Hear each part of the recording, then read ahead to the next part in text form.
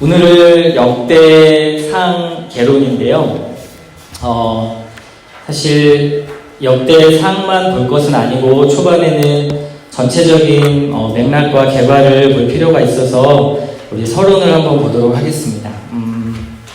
역대기를 보면 저희가 사무엘서하고 열왕기서를 공부했잖아요.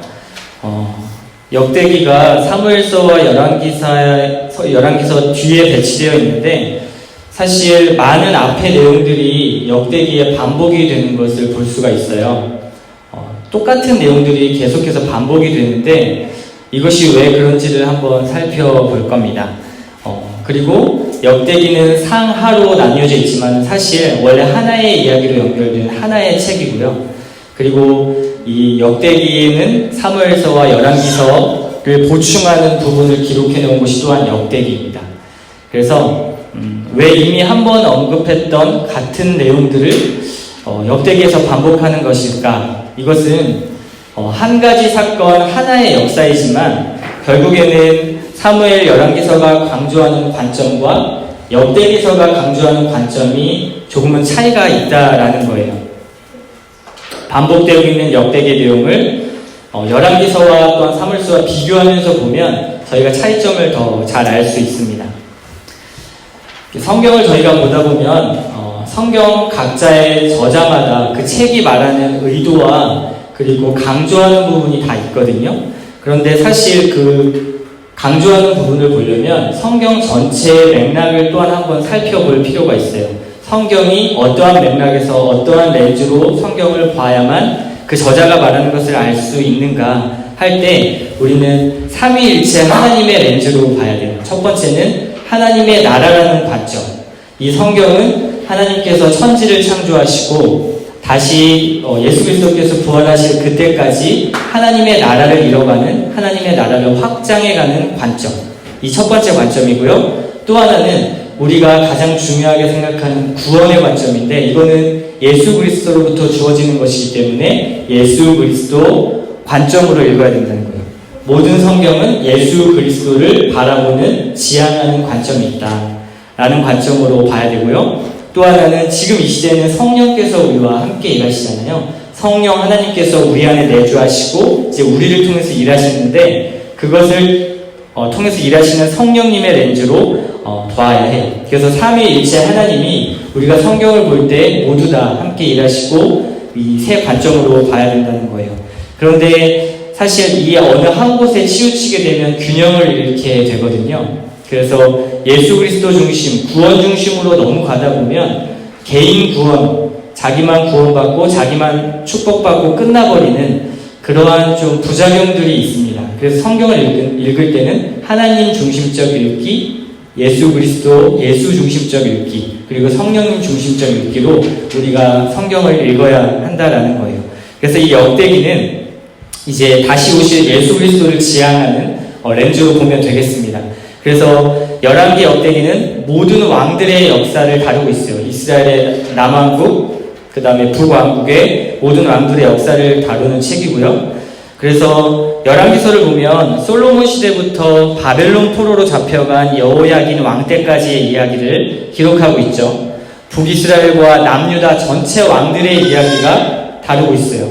그래서 열왕기서에 보면은 이러한 나라들의 흥망성쇠, 그리고 또 정치적인 이야기, 전쟁들의 이야기, 그리고 언약에 충실했는가 안 했는가의 이야기를 전부 다 다뤄주는 책이 열왕기서라면 여기서의 교훈은 나라가 이제 망했다. 서로 너희가 하나님의 말씀을 순종하지 않았기 때문에 이제 다시 언약을 배반하지 말고 돌아와라, 깨우쳐라 라는 이야기의 교훈이 열왕기서예요. 그래서 북왕국과 남유다 왕들의 행태를 보면서 그들을 꾸중하고 교훈해주는 책, 이것이 열왕기서죠.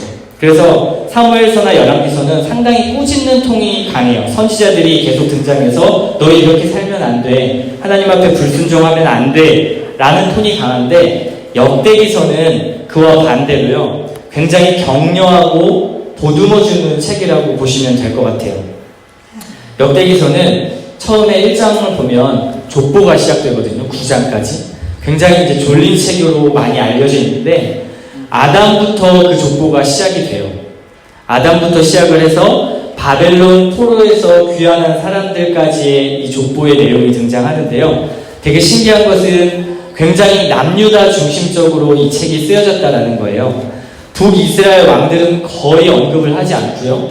뭐 여로보암 왕이나 아합 왕 정도, 요 두 왕 정도 잠깐 언급하는 것은 있지만 북이스라엘의 언급은 거의 없습니다. 그리고 남유다 중심으로 거의 다 기록을 해놓은 책이 바로 이 역대기의 책이에요. 그래서 이 역대기의 내용은 주로 성전과 제사 지내는 이야기를 중심으로 모든 이야기가 전개가 됩니다.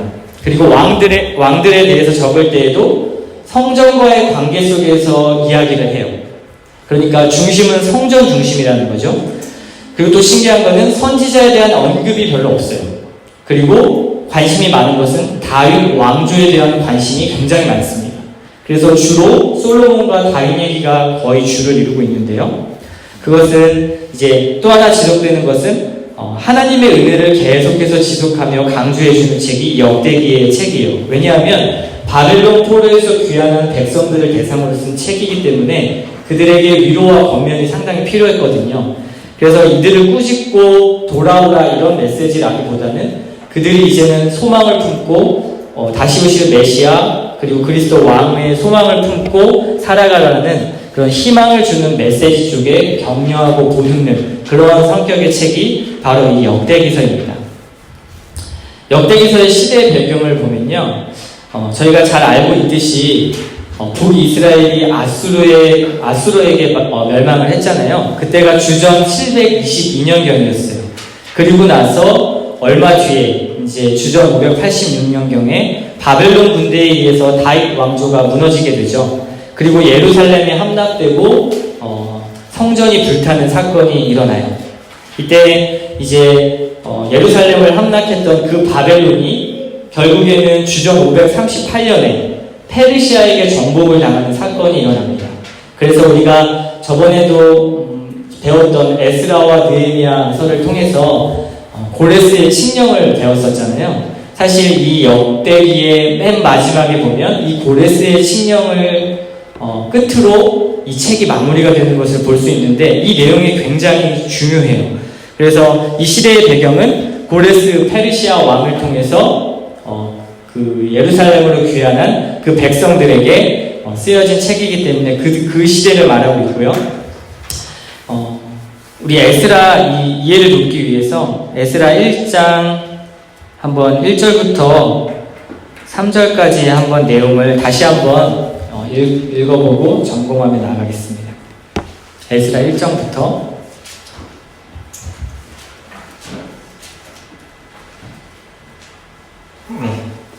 다 같이 읽겠습니다. 시작. 바사왕 고레스 원년에 여호와께서 예레미야의 입을 통하여 하신 말씀을 이루게 하시려고 바사왕 고레스의 마음을 감동시키시매 그가 온 나라에 공포도 하고 조서도 내려 이르되 바사왕 고레스는 말하노니 하늘의 하나님 여호와께서 세상 모든 나라를 내게 주셨고 나에게 명령하사 유다 예루살렘에 성전을 건축하라 하셨나니 이스라엘의 하나님은 참 신이시라. 너희 중에 그의 백성 된 자는 다 유다 예루살렘으로 올라가서 이스라엘의 하나님 여호와의 성전을 건축하라. 그는 예루살렘에 계신 하나님이시라. 아멘. 이때 당시 페르시아의 왕이었던 이 고레스는 나라를 정복하면 보통 포로로 잡아온 그 포로들을 이렇게 다시 고국으로 돌려보내주는 그런 관용 정책을 썼었어요. 그래서 고레스가 여기서는 하나님의 물론 일하심이죠. 하나님의 일하심, 하나님의 감동을 통해서 고레스가 그런 관용 정책을 폈고요. 그래서 예루살렘으로 돌아온 이제 포로들이 있는데 그것이 1차 귀환 때가 스룹바벨을 중심으로 첫 귀환을 하게 됩니다. 그래서 예루살렘 성전을 이제 짓게 되는 일들이 일어나죠. 그것이 주전 516년 정도 되는 시기입니다. 그리고 나서 2차 귀환이 또 일어나는데요. 에스라를 중심으로 이제 신앙 공동체를 재건하고 하나님의 율법과 그 말씀을 다시 가르쳐서 그들이 정체성을 갖게 해주는 그러한 일들이 일어나게 됩니다.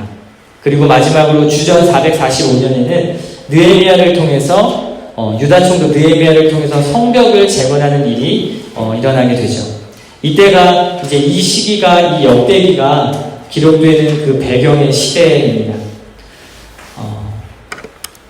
세 번째로 역대기의 기록 목적을 보면요. 사실 이때 예루살렘으로 귀환한 이 포로 백성들은 예루살렘 백성들은 상당히 마음 상태가 쏙 좋지 않았던 상태였던 것 같아요. 왜냐하면 성전을 지어놓고 보니까 사실 예전에 지었던 솔로몬 성전에 비해서 너무나 초라했지요. 그리고 구성원도 많지 않았고, 그리고 또 그들이 가지고 있는 유다 공동체가 이렇게 점유하고 있는 영토도 굉장히 작았어요. 그리고 여전히 귀환은 했지만 페르시아의 통치를 여전히 받고 있었고, 또 예루살렘을 대리 통치하고 있는 통치자들의 이런 압박을 받고 있던 때였어요. 그리고 또 그 땅에 살고 있던 다른 민족과도 계속해서 대립을 하면서 어려움을 겪고 있었죠. 그래서 성전 건축도 가자마자 바로 된 것이 아니라 굉장히 10몇 년 동안 딜레이가 되면서 성전 건축이 이루어지지 않았던 것을 우리가 볼 수 있어요. 그래서 바벨론 포로에서 돌아온 유다 백성들은 이렇게 성전을 건축하고 또 성벽을 다시 재건하면서 이 하나님이 살아계신가 안 살아계신가에 대한 아마 정체성을 느꼈던 것으로 보여져요. 왜냐하면 계속해서 하나님의 뜻이라고 해서 돌아왔는데 계속해서 어려움과 고난을 당하는 거예요. 그리고 포로로 끌려가고 나중에 70년 뒤에 돌아온 거잖아요. 사실 포로로 끌려갈 당시에 1세대가 돌아온 것이 아니라 아마 그 자녀들 그리고 그 자녀의 자녀들이 돌아왔을 거예요. 2세대들이 많았을 텐데 아마도 내가 경험하지 못한 하나님 그리고 직접 예루살렘에서 예배드리지 못한 그 성전에서 그 성전을 다시 지어야 한다는 이유를 명확하게 그들의 마음속에는 뼈저리게 느끼지는 못했을 거예요. 그래서 우리는 누구인가? 낯선 땅에 서 있는 나는 누구인가? 왜 바벨론에서 괜히 잘 살고 있다가 왜 이곳에 와서 성전을 짓고 왜 이곳에서 하나님을 예배하라고 하는 것일까? 라는 질문들, 그리고 성전 건축이 나에게 무슨 의미가 있을까라는 그런 질문들, 그리고 계속해서 이어지는 척박하고 황량한 현실들을 보면서 우리에게 과연 미래와 소망이 있을까? 라는 근본적인 그런 신앙의 문제에 대해서 이들은 고민했습니다. 그래서 이러한 고민에 대해서 답하고 있는 것이 바로 역대기서 전체의 내용이에요. 사실 이 질문은 오늘날 우리에게도 좀 질문을 해볼 수가 있을 것 같습니다. 나의 정체성에 대해서 가끔씩 고민하고 계신가요? 저는 사실 사역자로 있으면서도 저의 정체성에 대해서 고민할 때가 종종 있습니다. 무엇을 내가 위해서 사역하고 있고 무엇을 위해서 살고 있는가? 과연 나에게는 무너진 성전을 건축하려는 마음이 있는가라는 그런 생각들을 많이 하게 되는데요. 사실 이 부분은 저희가 고민하지 않으면 안 되는 내용인 것 같아요. 왜냐하면 이 정체성이 확실하지 않을 때 우상 숭배의 길로 이스라엘 백성들이 계속해서 빠졌거든요. 우상 신전하게 절하는 그 모습이 지금의 나의 모습이 아니라고 안심해서는 안 됩니다. 왜냐하면 우상 신전에게 절했던 그 이스라엘 백성들은 사실 중요했던 게 그 우상 숭배에게 절했던 행위가 중요했던 것이 아니라 그들의 마음이 떠났다. 하나님 앞에서 그들의 마음이 떠났다라는 것을 하나님이 진노하셨던 것이거든요. 그래서 우리의 모습이 이럴 수 있습니다. 포로에서 돌아온 유다 백성들처럼 소망을 품고 뭔가 새롭게 도전해 보려고 했는데 절망만 계속 겪고 있는 것이죠. 제가 처음에 신학교에 들어가서 굉장히 절망을 했습니다. 왜냐하면 뜨거운 마음을 품고 학교에 들어갔는데 학교에서 가르치는 내용들을 전혀 알아들을 수가 없는 거예요. 1년 동안 알아듣지를 못했어요. 기본 지식이 없어서 저에게는 굉장히 절망이었습니다. 하나님의 일을 한다고 왔는데 계속 절망이 오는 거죠. 교회에서는 막 뜨거운데 교회 와서 막 은혜 받고 말씀 듣고 찬양할 때 저희가 뜨겁잖아요. 근데 밖에 나가면 현실 앞에서 저희가 무너질 때가 많이 있어요. 사실 이 유다 백성들의 모습이 그런 모습이 아니었나 싶습니다. 기도원에 올라가서 막 기도 뜨겁게 하고 내려올 때 혹시 기분 아세요?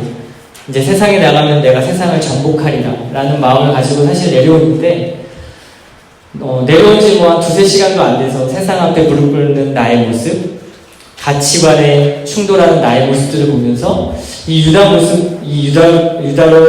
백성들이 예루살렘으로 돌아왔을 때 그 기분을 좀 이해할 수 있을 것 같아요. 이러한 질문에 대답하면서 이들을 격려하고 주기 위해서 쓰여진 책이 바로 역대기다라는 점을 알고 넘어가시면 될 것 같아요. 이들은 예루살렘 성전이 재건되면 어떠한 눈에 보이는 완벽한 회복이 있을 것이라 기대했어요. 그리고 여전히 이제 페르시아의 지배에 있었지만 그 페르시아의 지배에서 벗어나서 메시아가 오셔서 이제 하나님의 나라를 이루고 우리를 자유케 할 거야 라는 기대감이 있었는데 이제는 계속 이루어지지 않는 그런 느낌을 가지고 이 역대기의 내용이 쭉 전개가 됩니다. 그래서 우리가 역대기에서 두 가지 강조점을 찾아볼 수 있는데요. 첫 번째는 이러한 유다 백성들에게 다윗 왕조를 강조하는 것을 볼 수 있어요. 실패한 것 같아 보이는 다윗 왕조, 이제 바벨론 포로에서 끊어진 것 같은 다윗 왕조, 그 다윗 왕조가 메시아를 통해서 참된 왕이 올 것이고 다윗 언약은 완전히 신실하게 이행될 것이다 라는 메시지를 던져주고 있는 거예요. 다윗 왕조를 통해서 하나님의 나라 그리고 왕국과 연결이 계속해서 되기 때문에 되게 중요한데요. 그래서 계속 다윗 이야기와 솔로몬 이야기를 하고 있어요. 두 번째 강조점은 성전 이야기인데요. 성전은 사실 그리스도의 모형이에요. 신약의 예수 그리스도의 모형이 구약의 성전이거든요. 그래서 요한계시록 21장 22절에 보면은 이렇게 말씀해요. 주 하나님 곧 전능하신 이와 및 어린 양이 그 성전이시니라. 예수 그리스도 어린 양이 성전이라고 표현을 하거든요. 그래서 그리스도의 모형인 이 성전에 대해서 계속해서 이야기하는데 이것은 다윗 왕조와 예루살렘 성전 자체가 이스라엘에서 하나님의 통치를 이뤄가는 방식 그리고 나중에 오실 예수 그리스도를 계속해서 이야기하고 있다는 것을 우리는 역대기서를 통해서 알 수 있어요. 이것을 좀 더 구체적으로 설명을 하면 세 가지로 구체화를 시킬 수가 있는데요. 첫 번째는 하나님의 약속은 신실하다. 다윗 왕조를 통해서 하나님의 약속을 지키실 것이다 라는 그 신실성이 강조되고 있고요. 또 하나는 성전을 중요하게 여긴다는 것은 또 하나로 보면 예배를 중요하게 여긴다는 이야기예요. 이제 그들이 포로에서 귀환해서 성전을 짓고 이제는 어떻게 하나님의 백성으로 살아갈 것인가, 다시 이제는 포로로 끌려가지 않는 그러한 잘못을 되풀이하지 않는 것을 하기 위해서 예배가 회복됐어야 하는데 그 예배의 중요성을 강조하는 것이 바로 성전의 강조점이에요. 그래서 성전은 예수 그리스도의 모형이라고 했잖아요. 하나님의 백성을 구원하실 그림자이자 상징이죠. 이것은 백성이 어떻게 살아가야 할 것인가의 방향성을 우리에게 제시해주고 있어요. 그러니까 뭐냐면 예수 그리스도 성전 중심의 사람은 예수 그리스도 지금은 이제 우리 안에 예수 그리스도를 모시고 살잖아요. 성전인 예수 그리스도 성령이신 하나님의 영이신 성령께서 우리 안에 내주하셔서 그 성전이 우리 안에 있잖아요.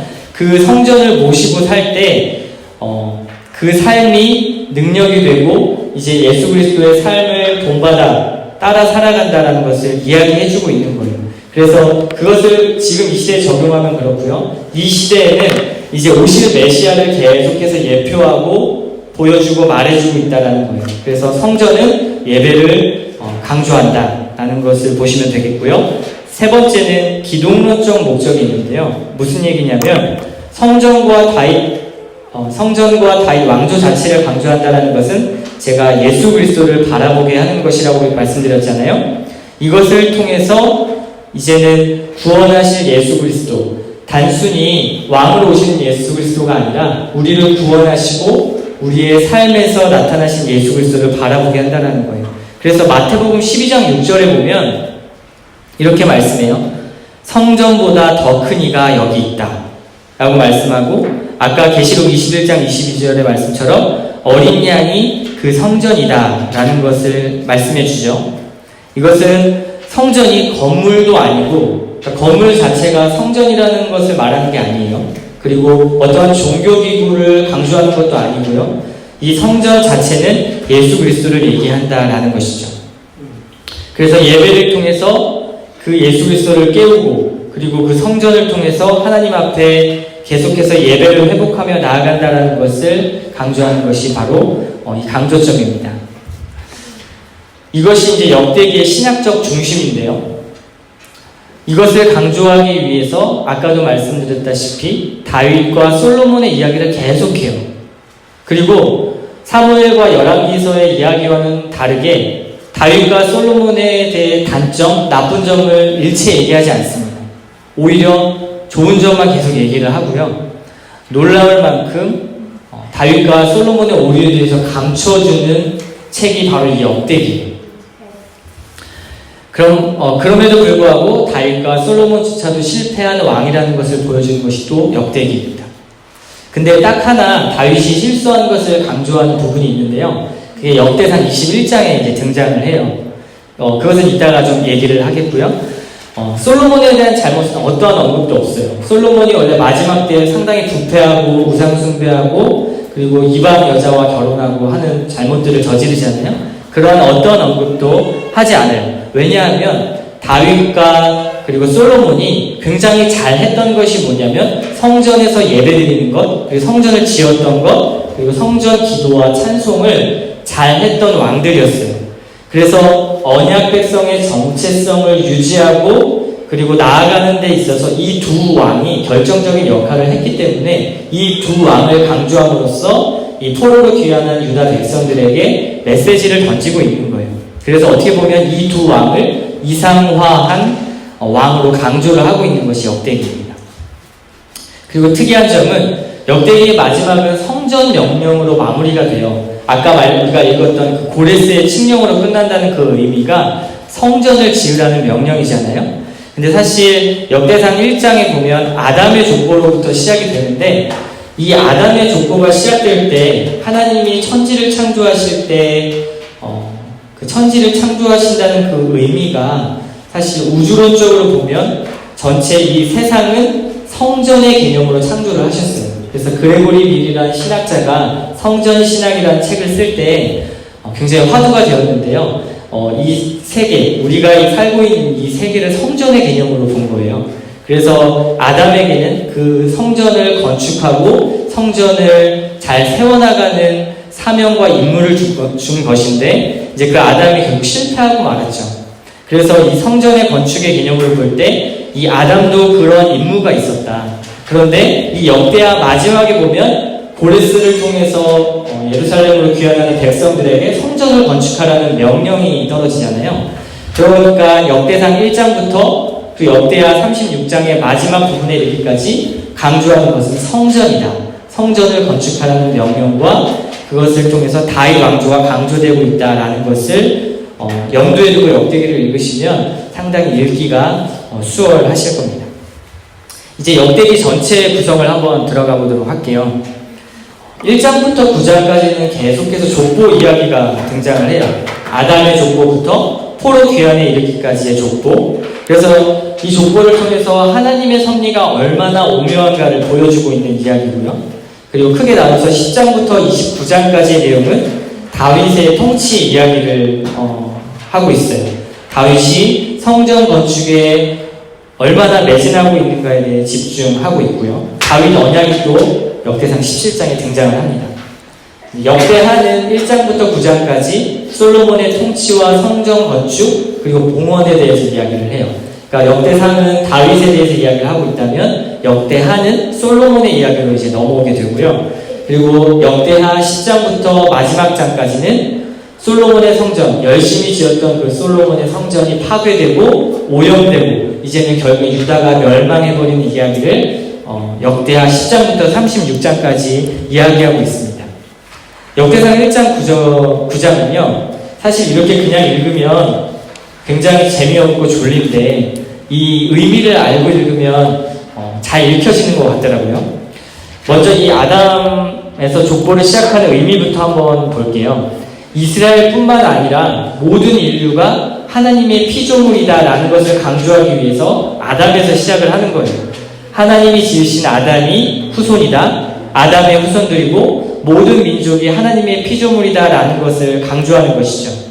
그래서 아담은 이스라엘 민족에게만 유효한 것이 아니라 온 민족, 이방 민족에게까지 유효한 것이라는 것을 이야기해주면서 이 족보가 진행이 돼요. 왜냐하면 사실 저희도 이 아시아 땅의 작은 이 한반도에서 그리고 나주라는 이 도시에서 어쩌면 유대의 문화와 전혀 관계없는 우리들의 모습이 있잖아요. 우리는 한국 문화이고 전혀 이스라엘의 문화와 그리고 이스라엘의 역사와는 관계가 없을 것만 같은 삶을 살아가잖아요. 그런데 우리가 복음을 듣고 우리가 삶이 변화되어서 지금 이 자리에서 이 귀한 시간에 하나님의 말씀을 듣고 있어요. 이 말씀이 그리고 이 말씀을 창조하신 분이 아담을 지으시고 그리고 아담으로부터 온 민족에게 이 복음이 선포되고 전파되는 역사를 이루셨다는 것을 강조한다는 의미예요. 그래서 이것이 하나님의 창조의 능력이고 그런 의미에서 정체성을 바로 가져야 한다. 당시 유다민족에게 매우 중요했던 그 하나님의 자녀라는 것, 하나님의 백성이라는 그 정체성을 깨달아야 한다는 것을 이 족보를 통해서 강조해주고 있는 것이죠. 그리고 또 이 족보의 의미는 역사의 시작이라는 의미가 또 있어요. 아담으로부터 시작된 하나님의 백성의 시작, 그것은 역사의 중간에 이렇게 갑자기 끼어든 것이 아니라 처음 아담에서부터 그 역사가 시작되었다. 역사의 시작의 주인은 하나님이시며 역사를 주관하시는 분은 하나님이시다라는 것을 강조하는 것이죠. 그리고 또 이 족보는 하나님의 신실함을 강조해줘요. 족보에 이렇게 읽어보면 족보에 여러 갈래들이 나오거든요. 근데 모든 다른 민족의 족보는 중간에 끊어지고 단절되는 것을 볼 수 있는데 근데 이스라엘의 족보만 포로 귀환 자들의 명단까지 면밀하게 등장을 하고 있어요. 그래서 하나님의 이스라엘에 대한 관심과 애정 그리고 독특한 목적들이 한 번도 사라지지 않고 그 신실하심을 이 족보를 통해서 볼 수 있다. 너희는 이것들을 보아라. 그리고 확인해라 라는 그 메시지가 있는 것이 바로 1장부터 9장까지의 내용입니다. 그래서 이것을 포로 귀환 자들의 세대에게 말해주고 있는 것이죠. 정체성의 신학적 질문을 향한 이 사람들에게 너희를 향한 하나님의 관심은 한 번도 끊임이 없다. 이스라엘아, 내가 너를 놓지 않고 있다. 내가 그리스도를 통해서 너희에게 참된 왕, 그 참된 메시아, 너희의 구원자를 다윗의 씨를 통하여 보낼 것이다 라는 것을 강조해주고 있는 것이죠. 그래서 이 족보를 설명할 때 2장부터 4장까지는 유다 지파와 시므온 지파에 대해서 이야기하고 있어요. 그리고 5장은 루벤 지파, 갓 지파, 므낫세 반 지파 얘기하고 있고요. 6장이 중요한데 레위 지파에 대해서 이야기하고 있어요. 이 6장에 레위 지파를 배치하는 것도 상당히 의미가 있습니다. 이것을 이따가 설명을 해드릴게요. 7장에는 이제 북이스라엘의 지파들을 쭉 나열하는데 이사갈 지파, 베냐민 지파, 납달리, 므낫세 반, 에브라임, 아셀 이런 지파들을 쭉 나열하고 있고요. 8장에 베냐민 지파를 이제 등장시켜요. 근데 이제 베냐민 지파는 7장에도 한번 짧게 한번 등장하고요. 8장에도 베냐민 지파가 2번 등장하는데 사실 이 족보 속에 있어서 2장부터 이 8장까지는 이제 이스라엘 12지파에 대한 그 족보를 얘기하고 있는데 2장과 8장 사이에 그러니까 2장을 유다 지파로 시작했고요. 8장을 베냐민 지파로 마지막을 했어요. 시작과 끝을 유다 지파와 베냐민 지파. 이 유다 지파와 베냐민 지파가 조금 특별한 건 아시죠? 남유다 왕국이 2지파와 10지파로 나뉘어졌잖아요. 근데 이 2지파가 바로 베냐민 지파와 유다 지파였어요. 그래서 이 역대기의 저자는 처음 시작을 유다 지파로 시작하고 8장에서는 족보를 소개할 때 베냐민 지파로 마무리를 하는데 재밌는 것은 6장 그 정한 가운데 레위 지파를 넣어요. 그리고 소개를 하는데 왜 이것이 의미가 있냐면 이때 당시에 역대기 저자들, 그러니까 히브리 문학의 구성은 수미상관 구조라는 구조를 많이 사용을 해요. 그리고 샌드위치 기법이라는 기법을 사용하는데 이거는 이제 글을 쓰는 방법인데 처음과 나중 이 사이에 가운데에 가장 중요한 점을 넣어서 강조해주는 그런 기법이 있거든요. 그 역대기 저자는 이 레위 자손을 강조하기 위해서 이 기법을 쓰고 있는 거예요. 그리고 또 하나 이런 기법이 있는데 이제 유다 자손이 2장에 등장하죠. 그리고 유다 자손이 3장에도 또 등장을 해요. 근데 그 2장과 3장 사이에 보면 4장 유다 자손이 4장에도 등장하고 2장에도 등장하죠. 근데 그 3장에 어떤 가계가 등장을 하냐면 다윗의 가계, 다윗의 족보가 이렇게 등장을 합니다. 이것의 의미도 유다 지파 자손 중에서도 특히 특히 그 다윗의 가계를 선택해서 하나님이 일하시다라는 것을 강조하기 위해서 2장에도 유다자손, 4장에도 유다자손인데 그 중간에 다윗의 이야기를 넣고 있는 거예요. 근데 3장에 보면 다윗의 자손이 19명이 또 등장을 해요. 이 똑같은 기법이 또 등장하는데요. 19명의 자손을 이렇게 설명하고 있는데 역대기에서 3장 1절부터 5절 초반까지 9명의 자녀들을 이야기하고요. 그리고 3장 6절부터 9절까지 또 9명의 자녀들을 이야기해요. 합치면 18명이잖아요. 그럼 딱 그 중간에 한 자녀를 설명하는데 그 자녀가 누구냐면 솔로몬이에요. 솔로몬. 3장 5절 후반부에 있죠. 그래서 솔로몬을 강조하기 위해서 의도적으로 저자가 똑같은 이 기법을 사용하면서 정 가운데다가 그 이야기를 넣어서 성전을 준비하고 건축한 자들을 계속해서 강조하는 거예요. 다윗의 가계를 강조하고 또 솔로몬이라는 사람을 강조하는 것이죠. 이것은 저자의 이제 문학적 기법입니다. 그래서 성경을 이렇게 볼 때 저희가 이런 것까지 다 파악을 할 수는 없지만 이런 강조점이 있다는 것을 알면 그래서 이렇게 족보가 쓰여졌구나라는 이해가 좀 한층 쉬울 것 같아요. 그래서 창세기 족장부터 포로 귀환까지 한 번도 대가 끊기지 않고 쭉 이어진 집안이 딱 두 집안이 있는데 그것이 아까 제가 강조했던 레위 6장에 등장했던 레위 집안과 그리고 다윗의 집안이에요. 그래서 역대기 자체는 이 다윗과 이 레위 자손의 제사장들을 계속해서 강조하고 있는 거예요. 왜냐하면 성전 맡은 자들의 레위 지파들이 성전에서 예배를 잘 드릴 수 있도록 그들이 깨어 있어야 하고 중요한 역할을 했기 때문에 역대기 저자는 강조를 하고 있는 것이죠. 그래서 이것은 다윗과 아론의 족보가 있는 한, 즉 레위 자손의 족보가 있는 한 언약 공동체는 무너지지 않고 하나님의 약속이 신실하게 이행될 것이다 라는 것을 역대기 저자가 간접적으로 이야기해주고 있는 것입니다. 그래서 제가 아까 역대기의 키워드 두 가지를 이야기한 것이 이 성전과 다윗 왕조이고, 그래서 부수적으로 계속해서 따라오는 것이 솔로몬과 다윗 왕, 그리고 레위 자손들이 지속적으로 계속해서 성전과 관련돼서 예배와 관련돼서 이야기가 진행이 되고 있어요. 그리고 이제 10장부터 29장까지의 내용은 다윗의 통치 이야기입니다. 다윗이 성전 건축에 계속해서 매진해서 이제 이야기가 진행이 되고 있는데요.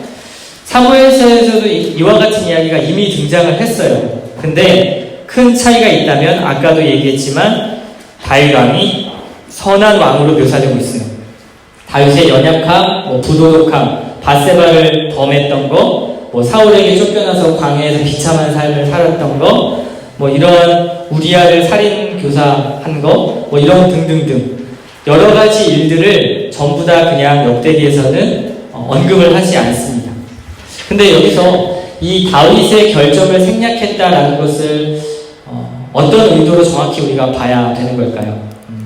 왜냐하면 사무엘서에서는 사실 이미 다윗이 잘못했다라는 것을 저희가 확인했고 성경에도 기록이 되어 있어요. 그런데 굳이 그런 모든 것들을 빼고 이야기했다라는 것은 그 어떤 왕도 메시아가 아니라는 것을 강조하는 거죠. 무엇이냐면 다윗 왕도 그리고 솔로몬 왕도 성전을 통해서 강조하는 것은 맞지만 결국엔 그들도 하나님이 원하시는 진정한 왕이 될 수 없다라는 것을 강조하기 위해서, 그러니까 사무엘 7장에 언약 내용이 등장하는데 하나님께서 다윗의 씨를 통해서 하나님의 약속을 이룰 것이다라는 사무엘하 7장의 내용을 이제 역대상 17장의 내용과 대조하면서 이런 것들을 강조하고 있는 거예요. 그래서 메시아가 오시면 그가 바로 다윗과 같은 왕이라는 것이지 어떠한 사람이 일어나서 그 왕이 될 것은 아니다라는 것을 이야기해 주는 것이죠. 그래서 그렇지만 다윗의 과거의 이야기들이 이 책의 독자들에게 소망을 보여주고 어떠한 꿈을 주어야 했기 때문에 저자는 의도적으로 다윗의 결점을 생략했던 것입니다.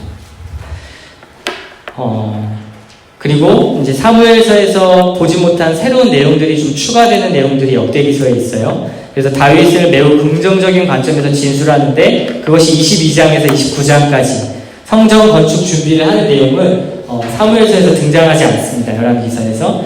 그래서 다윗의 성전 건축 준비, 22장부터 등장하는 재료를 준비하고 석수를 준비하고 목수들을 준비해서 그리고 레위인과 찬송 맡은 자들을 준비해서 어떻게 예배까지 드릴 것인가, 성전을 건축하고 난 뒤에 너희들은 이렇게 예배해라, 예배 맡은 자들까지 지정하면서 면밀하게 굉장히 성전과 예배에 관련된 내용을 이야기하고 있어요. 그리고 여기서 다윗을 굉장히 모세처럼 묘사를 하는데요. 하나님은 다윗에게 성전 건축을 위한 계획을 알려주시잖아요. 근데 사실 이게 마치 모세에게 성막을 지을 때 굉장히 디테일하게 알려주셨던 것처럼 그렇게 알려주는 장면이 22장부터 29장까지의 내용이에요. 그래서 이것 모든 것들이 이제 다윗의 줄기에서 오실 미래의 메시아를 상징하고 이미지를 만들기 위한 그러한 역대기 저자의 어떤 기법입니다.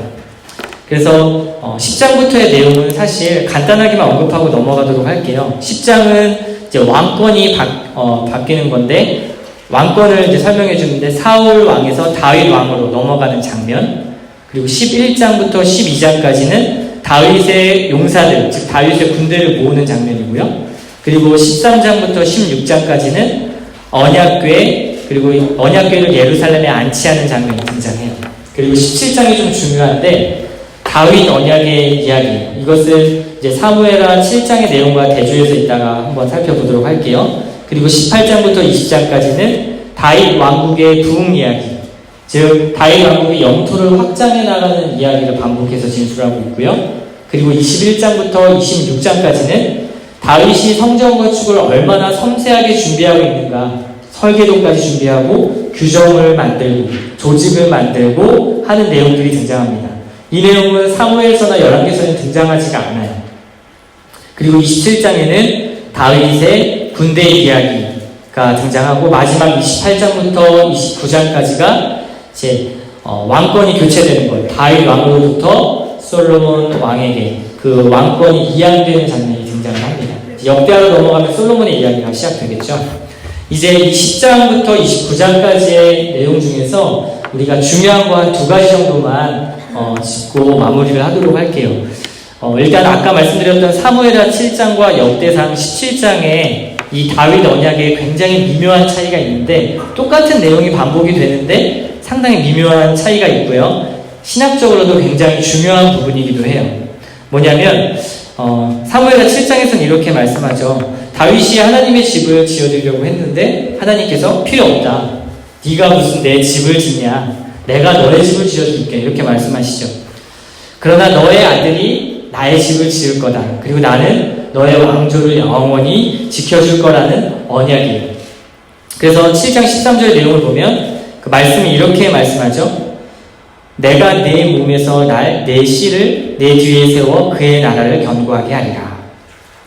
역대상 17장 11절을 제가 한번 읽어볼게요. 역대상 17장 11절. 내가 내 뒤에 내 씨, 곧 내 아들 중 하나를 세우고 나를 견고하게 하리니. 혹시 차이점 발견하셨나요? 되게 똑같은 말씀인데 약간의 차이가 있어요. 뭐냐면 이때 사무엘 하에서 말씀을 할 때는 내 몸에서 나의 씨라는 그 표현이 단수로 되어 있어요. 단수로 되어 있어서 너의 집과 왕조, 즉 다윗 왕과 그의 집안을 영원히 지켜줄게 라는 메시지의 포커스가 있었다면요, 이 역대상 17장 11절의 말씀은 내 뒤에 내 씨, 곧 내 아들 중 하나를 세우고, 이게 복수의 의미예요. 복수의 의미로 바뀌었거든요. 그래서 여기서는 하나님께서 나의 집, 그러니까 다윗의 집이 아니라 나의 집, 나의 왕조를 영원히 견고하게 하시겠다라는 그런 의미예요. 그래서 이게 아주 신학적으로 중요한 차이를 만들어내는데요. 왜냐하면 다윗의 씨로 지은 그런 모든 왕들의 성전은 다 허물어졌거든요. 다 망했어요, 결국에는. 그래서 솔로몬의 성전도 바벨론 포로 때 무너졌고요. 그게 무너졌고, 그리고 이제 바벨론 포로를 귀환해서 지었던 그 성전도 결국엔 무너졌어요. 그리고 나중에 헤롯 대왕이 지었던 성전도 로마 70년 때 결국엔 다 무너졌죠. 그러면서 이제 요한복음 2장 13절의 말씀 보면 예수님께서 이런 말씀을 하세요. 성전을, 여기는 성전을 헐라 내가 다시 짓겠다, 사흘 만에 다시 일으키겠다라는 말씀이 등장하잖아요. 그런 맥락에서 볼 때 이 성전의 의미, 다윗의 시로부터 나온 약속된 모든 성전은 무너졌지만 이 역대기에서 말씀하고 있는 이 아들들 중, 그러니까 그 사람들 중에 나오는 이 메시아를 지칭하는 이 씨는 무너지지 않았다라는 거예요. 그래서 다윗의 자손 중에 제대로 된 성전을 지을 사람이 온다라고 말씀하는 것이죠. 그러니까 쉽게 얘기하면 사무엘 하에서는 다윗을 지칭했다면 여기 역대상 17장에서는 메시아, 즉 예수 그리스도를 말씀하고 있는 거예요. 그래서 하나님의 집 왕조를 세울 것이다 라고 얘기하는 것이죠. 그래서 역대상 17장의 다윗 언약은 특별한 것이 신약에서 예수 그리스도가 하실 일을 미리 보여준다라는 관점에서 보시면 좋을 것 같습니다. 이것이 역대상과 사무엘서의 결정적인 차이고요. 그리고 두 번째 중요한 것은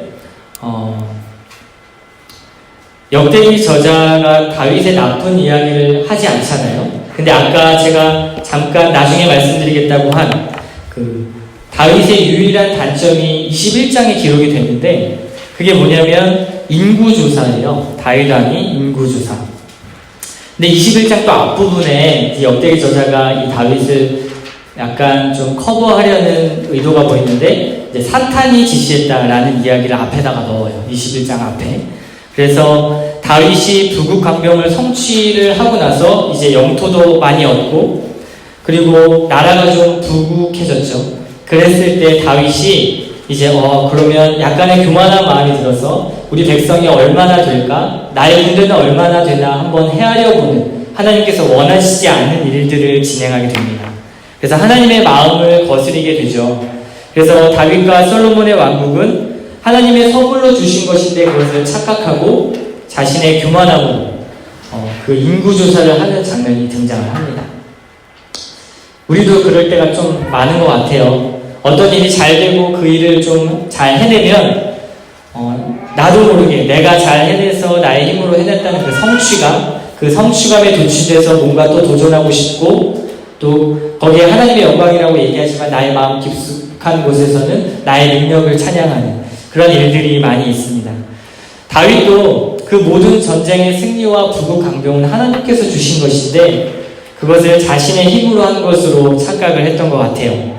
그래서 이 마음이 사실 팽배해지면 돌이키기가 굉장히 어려워요. 왜냐하면 얼마나 돌이키기가 어렵냐면 하나님께 받은 그 선물, 그 성취의 선물을 다시 내어놓는 것을 감수해야 될지도 몰라요. 그리고 굉장히 저 밑바닥을 치면서 그 밑바닥을 훤히 들여다보는 나의 모습을 볼 때까지 하나님께서는 끌어내리시는 것이 이 성경 전체 이야기를 보면 알 수가 있거든요. 왜냐하면 교만함이 하나님께서 가장 싫어하시는 죄악 중에 한 가지이거든요. 그래서 아담도 자신이 하나님과 같이 되려는 교만함을 저질렀잖아요. 자신의 힘을 의지했던 것이죠. 그래서 내가 피조물이고 하나님께 창조된 자라는 그 정체성을 망각할 때 일어나는 일들이 바로 이 교만함의 죄인데 다윗이 이러한 혹독한 하나님 앞에 심판을 받게 됩니다. 하나님이 주신 벌 3가지의 선택지가 있었어요. 이제 이때 선지자 갓이라는 선지자를 통해서 하나님이 이 교만한 이 다윗에게 3가지의 선택지 벌을 내려주시는데 갓 선지자를 통해서 선택을 하라고 합니다. 첫 번째는 3년 동안 기근을 얻는 벌이었고요. 두 번째는 그러니까 전쟁이 발발해서 적군이 쳐들어와서 3개월 동안 전쟁에 시달리는 것, 그리고 3개월 동안 도망자의 신세가 되는 것. 이게 두 번째 선택지였고요. 세 번째는 3일 동안 전염병이 온 나라에 도는 것이었어요. 여러분이라면 어떤 것을 선택하시겠습니까? 이게 저 강도사고 시험 문제에도 나왔던 거라 굉장히 고민을 많이 했었는데 정답은 3번이에요. 3일 동안 전염병을 앓는 것을 이스라엘 백성들은 택했어요. 짧고 굵은 거. 그래서 이때 죽은 인원이 무려 7만 명이라고 합니다. 다윗의 이 범죄 때문에 이 7만 명이 죽었는데 사실 이때 고대 근동시대에 7만 명이라는 숫자는 아마도 지금도 어마어마하지만 그때 당시에는 훨씬 더 어마어마한 숫자였을 거예요. 이 다윗의 실수로 예루살렘의 인구 대부분이 아마 죽었을 것이다라는 예측을 할 수가 있습니다. 그리고 나서 이제 다윗은 갓의 선지자를 통해서 하나님의 메시지를 받게 되죠. 그래서 여부스 사람 오르난의 타작 마당을 사게 되고요. 그 타작 마당에서 번제 제단을 짓고 하나님 앞에 속죄 제사를 드리는 장면이 나와요. 이때 이제 오르난에게 금 600세겔을 주고 그 타작 마당을 정당한 방법으로 사게 되죠. 그때서야 하나님의 진노가 그쳤다라고 여기 성경은 말씀하고 있는데, 왜 이러한 사건을 굳이 한 번도 기록하지 않는 다윗의 단점을 얘기하고 있느냐라는 이유가 궁금하잖아요. 단 하나 이 사건만 기록하잖아요. 굳이 다윗의 많은 사건 일화들 중에서 인구조사 이야기만 끄집어내서 기록했는가에 대한 이 질문에 대한 답변은, 왜냐하면 이 오르난의 타작마당에서 하나님 앞에 속죄 번제제사를 드렸잖아요. 이 오르난의 타작마당이 훗날 예루살렘의 성전터가 돼요. 굉장히 많은 의미가 있죠. 이 역대기의 저자는 이 오르난의 타작마당의 이야기를 꺼내면서 결국에는 또 강조하고 있는 것이 성전을 이야기하고 있어요. 그리고 성전을 통한 이 다윗 왕을 이야기하고 있는 것이고요. 그래서 역대기 저자의 신학 중심에는 성전 중심으로 계속해서 다윗과 솔로몬 왕을 연계시켜서 이야기를 전개해 나가고 있어요. 역대기의 저자는 성전과 다윗 왕조를 중심으로 결국에는 사무엘서와 열왕기서가 썼던 그 저자의 내용과 다르게 써나가고 있는 것이에요. 그러면 우리 여기서 한번 짚고 넘어가야 될 것이 있죠. 성전이 왜 도대체 중요할까?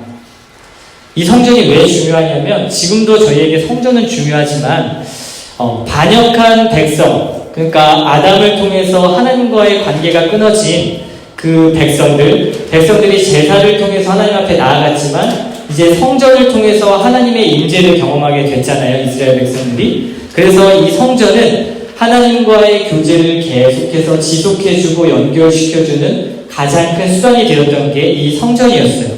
성전이 우리 인간에게 필요한 이유는 결국에는 우리가 죄인이기 때문이에요.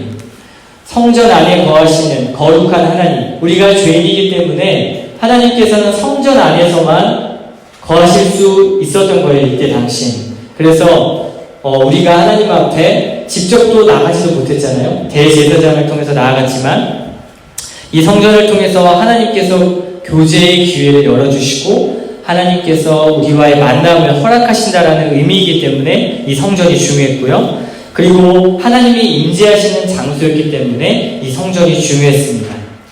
인간이 겪는 모든 죄와 고통, 삶의 실종 가운데서 기도의 응답을 받아내고 하나님을 찬양하고 하나님께서 치료의 손길을 열어주시는 곳, 그곳이 바로 성전이었다는 것이에요. 그리고 세 번째로 중요했던 게 아까도 언급해드렸는데, 성전은 훗날 예수 그리스도의 모형, 그리스도의 모형으로 메시아를 개망하게 하는 그러한 의미를 가지고 있는 것이 성전이기 때문에 그래요. 그래서 우리는 오신 그리스도를 소유하고 있잖아요. 이미 오신 그리스도를 소유하고 있지만 이때 당시에 사람들은 오실 메시아를 대망하고 소망하고 있었어요. 그렇기 때문에 이 성전이 중요했습니다. 그래서 이때 당시에 성전이라는 것은 이들에게는 뭔가, 저희는 예배 드리는 곳이 성전이라고 생각하잖아요. 만약에 그걸 비유를 한다면 이때 당시에 사람들은 예배를 드리는 것뿐 아니라 이들의 정체성, 이들의 생활권, 모든 것이 성전과 관련이 있었어요. 이 성전에서 선포되는 율법, 그 율법이 이들의 모든 삶을 지배하고 이들의 모든 정체성을 설명해 주었기 때문에 사실 이 성전은 이스라엘 백성들에게 너무나 중요했던 것인데, 이 성전이 불타 없어졌다라는 것은 이들에게는 완전한 좌절, 그리고 하나님이 살아계신지 안 살아계신지까지 의심하게 만드는 그러한 엄청난 일이었어요.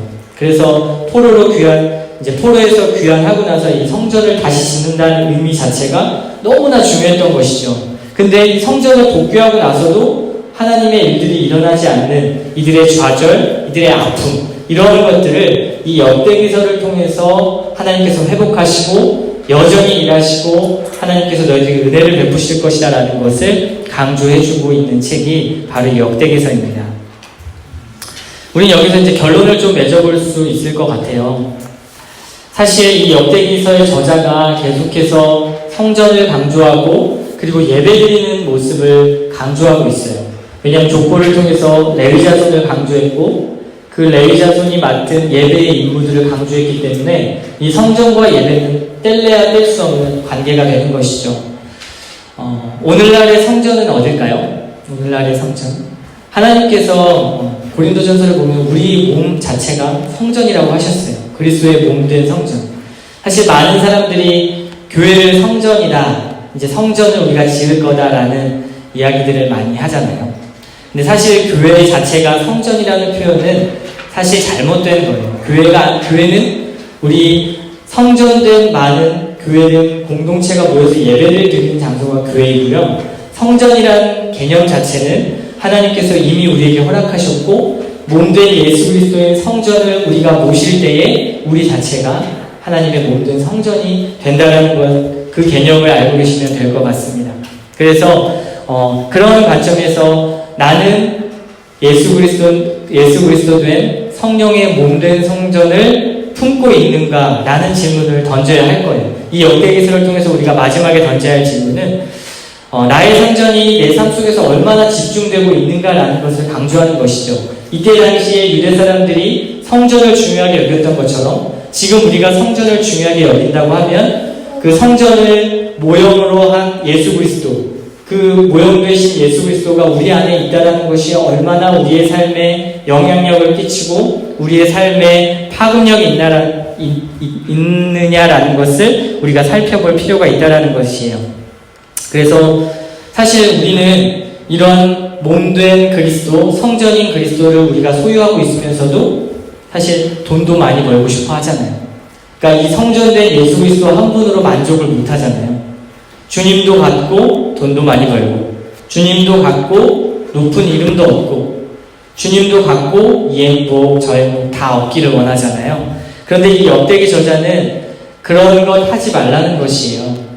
오로지 성전된 예수 그리스도 한 분만을 만족함으로 우리가 모든 것이 없어도 그리스도 한 분이면 만족해라 라는 것을 말씀해주고 있는 것이에요. 그리고 그 만족되신 예수님을 우리가 예배하는 일에 힘쓰고 찬양하는 일에 힘써라 라는 이야기를 하고 있는 것이 역대기입니다.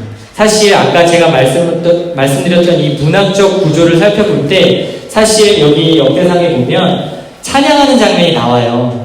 시편에 이제 찬양하는 장면이 나오는데 이것도 사실 정중앙에 배치되어 있어서 예배에서 찬양이 가장 중요하다는 것을 또한 강조하고 있어요. 그러니까 예배에 있어서 기도도 중요하고 모든 것이 중요하지만 하나님 앞에 찬양하는 것, 사실 우리가 찬양한다는 의미는 진정 우리가 마음으로 우러나와야지만 찬양이 가능한 것이잖아요. 하나님 앞에 마음을 드리고 기뻐해야만 찬양을 드릴 수 있는 것이잖아요. 그런 관점에서 예배에서 찬양은 너무나 중요하다, 또 마음을 드리는 찬양이 너무나 중요하다라는 것도 강조하고 있습니다.